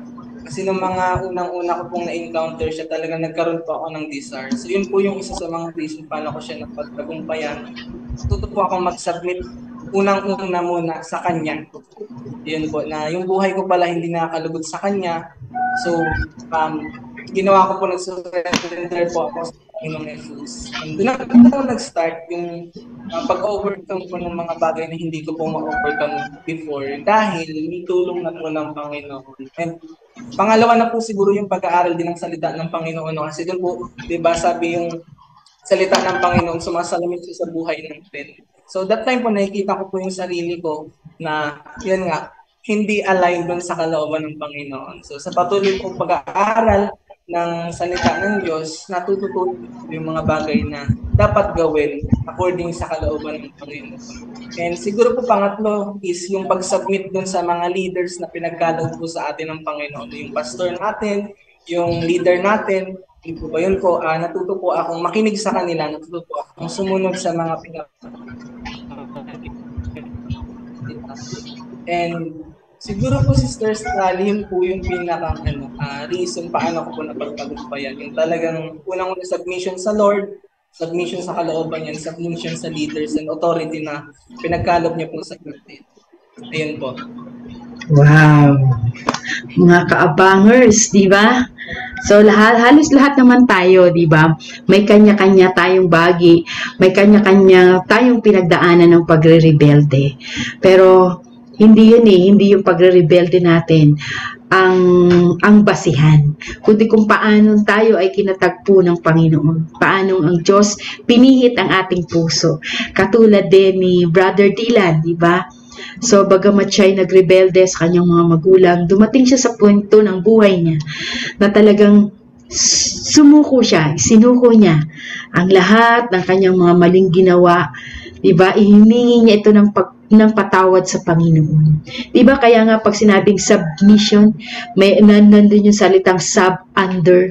At ikaw hindi ka magiging under kung wala kang gagawing pagsuko. Diba? Nakita natin, sabi nga ni Dylan, isinuko niya. Sinuko niya yung kanyang mga maling ginawa, hinihingi niya ng tawad sa Panginoon. Diba? Humingi siya ng tawad, bumalik siya sa Panginoon. Nagsisi siya at bumalik siya sa Panginoon. At pagkatapos nang siya ay bumalik sa Panginoon, di ba? Sabi nga dun, di ba? Nag-aral siya, nagbabad siya sa salita ng Diyos. Bakit? Para siya ay ma-realign. Di ba? Alam niya sa sarili niya na disalign siya Kaya ano ang sagot para ma-realign siya? Salita ng Diyos. Di ba? Bumalik siya talaga sa Diyos. Pinalikan niya ang Diyos, pinalikan niya ang mga salita ng Diyos, at na-realign siya, nagkaroon ng repositioning. Di ba? Yung dating mali na mga gawi niya, nagkaroon ng pagbabago. Di ba? At hindi lang yon, doon sa change, nagkaroon ng pagbabago, nabago din. Sabi nga niya, hindi talaga siya ang nagbago sa buhay niya, kundi ang Diyos talaga. Oo. Kung tayo man ay may mga kaibigan, mga kapatid, mga anak na nahirapan tayo na sila'y baguhin, hindi talaga natin sila kayang baguhin. Pero ang Diyos kaya silang baguhin. Kung paanong si Brother Dylan binago ng Diyos.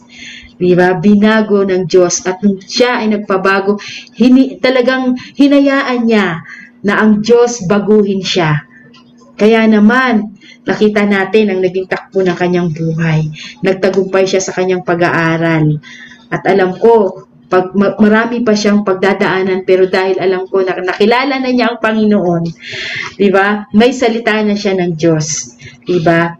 At marunong na siya magpasakop. Marunong na siyang sumunod. Matitisod man siya pero hindi siya masabi nga darating siya sa point na madadapa siya pero makakatayo siya dahil itatayo siya ng Diyos. Diba, Dylan? Ayun. So, ngayon, gaano ba kahalaga sa buhay mo ang salitang submission? Ano ang maaaring maidulot nito sa buhay mo? Napakagandang tanong mo. Meaning. So, sa akin po yung word na submission is talagang very important siya when it comes to kasi po kapag naintindihan po natin yung word na submission, lalong-lalo na submission po sa tamang, sabi niyo nga po kanina, sa tamang pag-submit po sa Panginoong Hesus. Andun po yung totoong kalayaan Andun yung true freedom na hindi lahat magagawa mo, kundi may boundaries ng pagmamahal ng Panginoon, may boundaries po ng grace ng Panginoon. Yun po yung totoong freedom hindi yung tawag dito submission dun sa mga bagay na lahat kaya mong or magagawa mo, kaya nga lang hindi na siya nakakalugod sa Panginoon. Pero yung submission po for me, napakahalaga niya kasi doon po tayo natututong magpakumbaba din sa authority na mayroon, lalong-lalo na po sa authority ng Panginoon. And even doon sa authorities din po na pinagkaloob ng Panginoon sa atin. Yung bang natututo po tayo na tawag dito. Alisin yung mga sarili nating desires, mga selfish desires po ba na gusto mong gawin to, ganyan, ganito, pero hindi naman pala siya yung nais ipagawa ng Panginoon. So ayun po, submission for me is very important dahil doon po natin makikita yung freedom. Freedom sa, totoong freedom na nais ipagkaloob po sa atin ng Panginoon. Yun po, sister. Kagandahang na idulot nito sa buhay mo? Ayun po, sa akin po, napakarami po actually, Sister Fanny. Na yun nga po, natuto akong dito, mas, mag-connect pa po sa sa mga tao. And at the same time, natuto po akong dito. Personally po sa akin kasi, yung kagandang na idulot niya is, natuto na po akong mag-express ng sarili ko din kasi alam ko na po yung paano ako mahalin din ng Panginoon. Yung hinahanap ko ako kanina na yung naging epekto po niya sa akin. Nakaline po ako sa akin po ng mas nagagawa ko rin po yung kalooban niya. At yun nga po, mapagsilbihan din yung Lord. So yun po.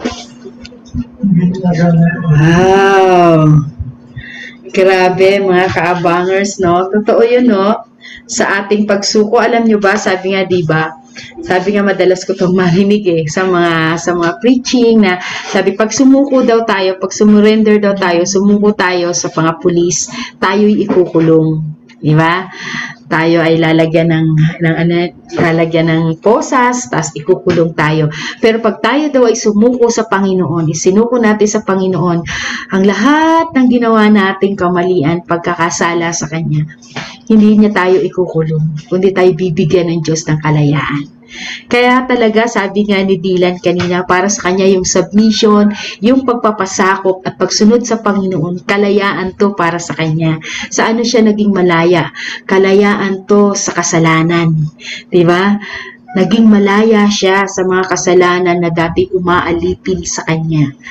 Wow, grabe mga kaabangers, no? At ang naidulot nito, kung dati, pinalaya din siya nito, yung kanyang pagpapasakop sa Panginoon. Pinalaya siya mula sa pagiging batang mahiyain, pagiging bata na merong low self-esteem, di ba? Binigyan siya ng Panginoon ng confidence, di ba? Binigyan siya ng lakas ng loob, di ba? Sabi nga, di ba, Panginoon, di niya tayo bibigyan ng spirito ng kaduwagan, kundi bibigyan niya tayo ng spirito ng katapangan. Di ba? So, yun talaga yun sa pagsasubmit natin, pagpapasakop natin sa Panginoon. Tulad ni Dylan, siya ay nakalaya. Kaya mga kaabangers, gusto niyong lumaya? Wow! Sabi ni Dylan, magpasakop tayo, sumunod tayo sa Panginoon. Ayan. Alam mo ba, Dylan, ngayong hapon na to, merong mga tao na nais na magbigay sa iyo ng mensahe dahil alam ko sa buhay nila, ang buhay mo ay naging pagpapala sa kanila. Kaya eto, Kuya Dylan, eto yung mga tao na pinagpala ng iyong buhay, naging pagpapala ka sa kanila. Kuya Gab, maaari mo bang ipakita? Ilabas mo na yung ating mga surprise para kay Brother Dylan. To me, Dylan is like Jonathan is David. He's my best friend. Message ko lang for you, Dylan, is that I always got your back. Don't quit the race. Cling to God's promises sa buhay mo. And may God prosper the works of your hand, that whatever you do would be fruitful. And embrace whatever God's calling you for. Hi Dylan or Kuya D.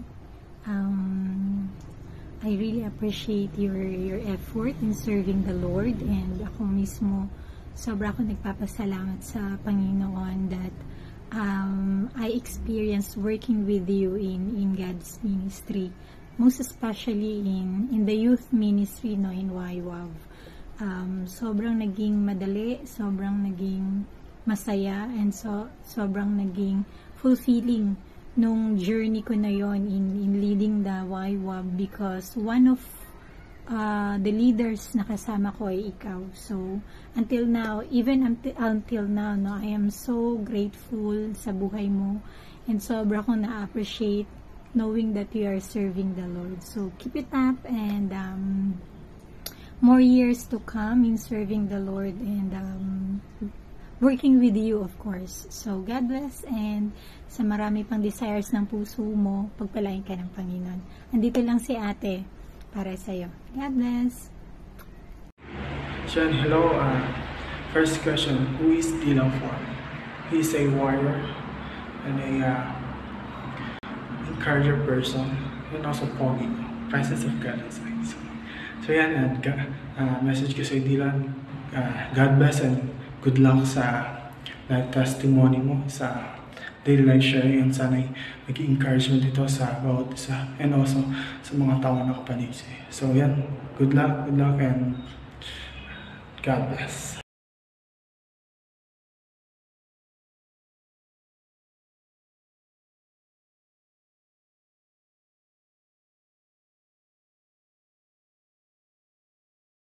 Mapagpalang araw, kapatid at future pastor. Na-surprise ka ba na mag-message ako sa'yo? Ako na-surprise din eh. Bigla nila akong sinabihan na magbigay daw sa'yo ng message. Anyway, di naman ako nagdalawang isip nang nag-request sila dahil di naman mahirap yun gawin sa taong katulad mo. Mag-aanim na taon na din tayong magkasama sa church at sa ministry, and somehow I know you. If you will ask kung sino ba talaga si Dylan, maybe sa ibang tao si Dylan ay tahimik. Tahimik lang po siya. Pero it's a scam. It's a fake news. Hindi po totoo yun. Peace, kapatid. Well, itong pagkakakilala ko kay Dylan. Si Dylan ay isang taong maaasahan. Isang chat mo lang sa kanya, pupunta po yan. At gagawin niya yung pinapakisuyo mo sa kanya. At kahit saan mo siya dalhin, sasama po yan. Lalo na kapag kainan. Kidding aside, magaan po at masayang kasama at kausap si Dylan. Especially when it comes to ministry. Sa evangelism po, iisa pang desire namin na makapag-share ng Word of God. At marami po kaming plano, may marami kaming desire mangyari in serving the Lord. At sa isa pong Kristiyano, hindi po laging ups, may mga downs din po. At sa mga panahon na down po ako, si Dylan po ay isa sa mga taong nag-chat sa akin asking, Ate Franz, kumusta ka po? And isa siya sa mga nag-i-encourage sa akin. And may mga times din po na after ng aming mentoring meeting through Zoom, nag-i-in pa din po kami and nag-video call just to encourage and uplift each other. So, ganun po ka-sincere and ka-intentional na tao si Dylan. And minsan kapag ministry pa ang pinag-uusapan namin, mga ilang oras po kami nag-uusap. Hindi ko alam, dahil ako nasa 40s na, si Dylan ay nasa 20s, hindi ko alam kung ako ba yung young at heart or matured lang talaga siya mag-isip. So anyway, ang message ko sa'yo, Dylan, proud ako sa'yo. And imagine na kapag live ka na ngayon, bigatin ka na, future pastor. So whatever ministry God is calling you, just obey, and surely His guidance and blessing will always be with you. Ate Franz is just here for you, to support for you. At alam mo yan, kahit noon pa man. God bless you more. Cheryl, mother ako ni Dylan. Si Dylan, medyo may pagkamahiyain at gusto palaging nag-iisa.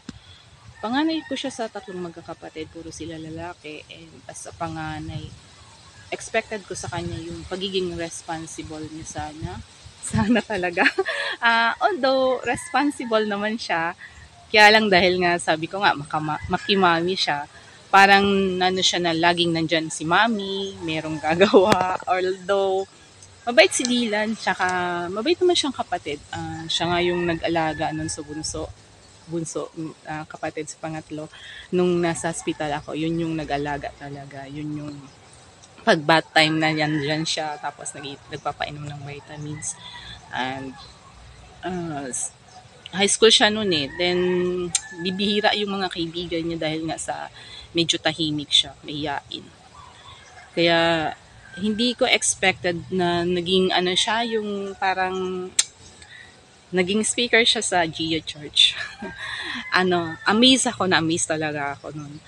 And, proud naman ako as mom na nagbago, may pagbabago talaga sa kanya. Naging, na siya, sa sarili niya, naging parang, tawag dito, confident na siya sa sarili niya. Kasi, medyo, nung time na yon sabi ko nga, paano siya mag-a-apply if wala siyang alam sabihin, kung lagi lang siya tulala yan. Pero, okay naman si Dylan sa bahay as son. Kasi masasabi ko nga, as mommy, no? Kilalang kilala. Pero, as a person, he is good. Totoo. As a son ko, sige na. Hindi.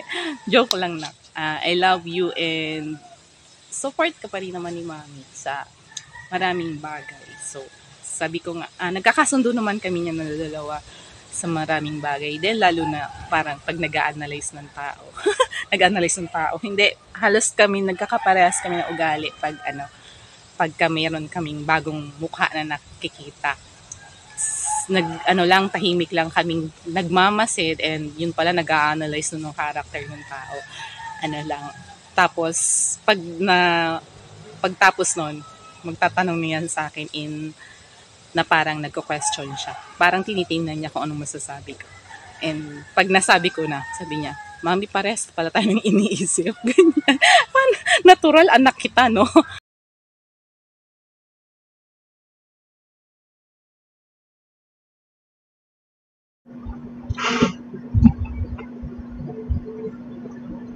Wow, Dylan, di ba? Sila yung mga tao talaga na nagmahal sa'yo. Di ba? Minahal ka talaga nila. Yung Dylan noon at ngayon, mahal pa rin nila. Una, ano yung mensahe mo para sa mami mo? Kay mami po.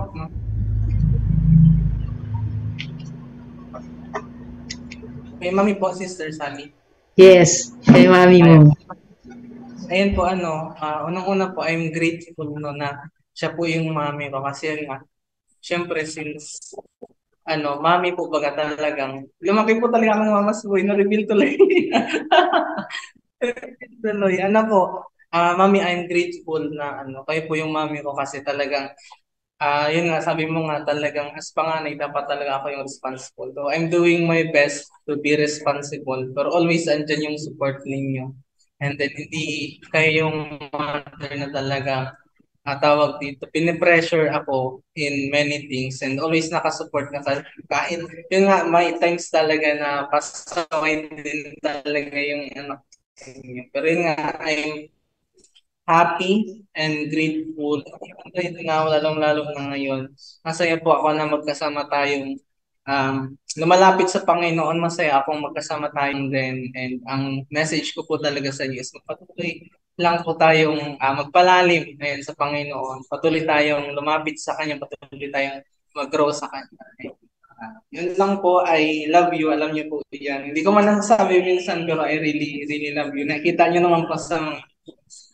So, yan po, Sister Sally. Wow, diba? I love you. Alam mo ba, yan din ang hinihintay ng mga magulang sa mga anak. Diba? Yung i-spell out yung tatlong mahalagang salita na yan. Niniwala ko kung nanonood niya ng mama mo, napaiyak mo siya. Sa mga kaibigan mo na bumati sa'yo, ano naman ang nais mong ibigay na mensahe para sa kanila? Yan po, hi everyone. Hindi ko po expect na talagang may greetings, may message na na prepare or talagang kasi message. So talagang nagbigat po ako and pinipigilan ko lang po yung luha ko, charot lang. pinitingilan ko lang din yung emotion. Pero maraming salamat po dahil sa mga appreciation, affirmations, and support na meron po kayo. So, yung iba po talaga, alam kong andyan for me, pero yung iba nagulat po ako sa mga messages, nagulat po ako sa mga even yung mga words na talagang sinambit po ninyo, talagang nakakaba ng puso. And uri po ang Panginoon sa mga buhay po ninyo na talagang, iba rin talaga yung tulad po ng mga, alam niyo po yun, na-appreciate ka pala, nakikita ka pala, parang ganun. And I wanna thank the Lord for your lives po. Salamat sa Panginoon sa mga buhay ninyo. Yun nga po ay patuloy lang din po tayong pagpalain ng Panginoon para maging pagpapala pa po ako sa inyo. So, and po, God bless you, and nawa nga po ay pagpalain din po kayo ng Panginoon. So, yun lang po. Yan. Wow. Maraming salamat po sa time and effort talaga na inyong in-spend para po i-greet, i-surprise si Dylan ngayong hapon na to. Lalo higit po sa kanyang mami. Salamat po, mami, sa inyong pong pagpapaunlak. At syempre, Dylan, bilang panghuling katanungan, ang pinag-uusapan natin ay rebellion to submission. Ano ba yung nais mong message na ipaabot? Yung mensahe na nais mong ipaabot para sa ating mga kaabangers about rebellion to submission? Ayan, okay. So kung hello po mga kaabangers, I want to share short message lang din kasi I do believe mas dama daw yung maikli lang na mensahe kasi doon sa maraming words. So gusto ko pong ibahagi sa inyo yung life ko talaga, yung team niya, yung testimony niya is about rebellion to submission. Kasi tayo as a person,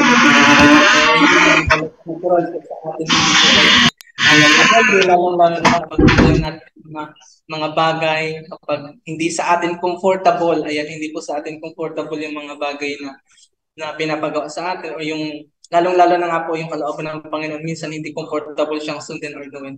Pero mga kaabangers, lagi po nating tatandaan na sa submission, there's always a blessing. Kasi kaya tayo tinuturuan ng Panginoon na mag-submit dahil nandoon yung pagpapala after that obedience. So, i-share ko na lang din po siguro yung verse sa Proverbs 1, Proverbs 1:8 and 9. Verse 8 and 9. Sabi po dito, listen my son to your father's instruction and do not forsake your mother's teaching. They are a garland to grace your head and a chain to adorn your neck. So, ayun nga po kagaya ng mga magulang natin. Ganon din po yung ating Panginoon, yung ating Ama sa Langit na nais lang po tayong mapabuti yung ating mga buhay. Kaya yung mga instructions nila, yung mga instructions ng Panginoon sa atin, yung guidance ng Panginoon sa atin, para naman yung sa ikabubuti natin at hindi sa ikasasama. So, yun po, nawa ay patuloy po tayo mag-submit sa ating Panginoon and sa authorities na binigay niya sa atin. Yung leaders, yung parents po natin, kagaya nga po ng sabi kanina, intindihin din po natin sila sapagkat hindi po sila perfect. Pero one thing is for sure, meron po tayong perfect God the Father. So, wow, napakaganda. Salamat, Dylan. Napakaganda ng bilin mo sa amin ngayong hapon na to na talaga naman pag sinabing submit, we need to submit to the authority. Diba? At di lang yun, magsubmit tayo sa ating mga magulang, diba? Magsubmit tayo sa mga taong nagsasalita sa ating buhay, ang ating mga pastor. Diba? Paano tayo nagsasubmit sa kanila, tayo din naman ay nagsasubmit sa ating Panginoon. Diba? Sa mga namumuno sa ating pamahalaan, magsubmit tayo lahat ng mga tao kasi ang pagsasubmit is a simple way of saying we are honoring them. We are giving them honor. Diba? Honor natin sila sa pamamagitan ng ating pagsasubmit. Wow, mga kaabangers, ayan. Grabe, nandyan pa po ba kayo? Nariyan pa po ba kayo? Nabusog po ba kayo? Di ba, napagpala po ba kayo sa ating pinag-usapan ngayong hapon na to? From rebellion to submission. At syempre, mga kaabangers, bukas po muli, inaanyayahan po muli namin kayo na muli ay sumubaybay po sa ating panibagong segment na dahil nga ngayon natapos na ang ating rebellion at tayo ngayon ay natuto ng mag-submit sa ating Panginoon, kaya masasabi talaga nating it was done. It is God. Ayan, yan po ang pag-uusapan natin bukas. It was done. It is God. Subaybayan po natin. At bukas po ang nagbibigay po sa atin ng isang preaching segment. Walang iba kundi ang ating masipag.